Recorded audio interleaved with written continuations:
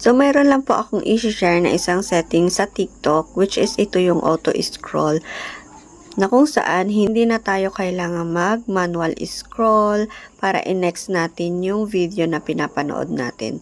Ngayon ko lang ito nalaman. Kayo ngayon din po ba? So, let's check it.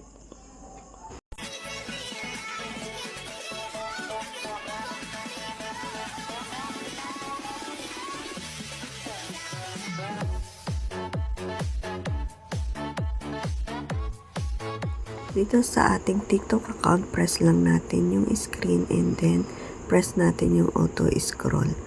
So, ayan na po siya. So, pagkatapos yung video, automatic na po siyang magni-next.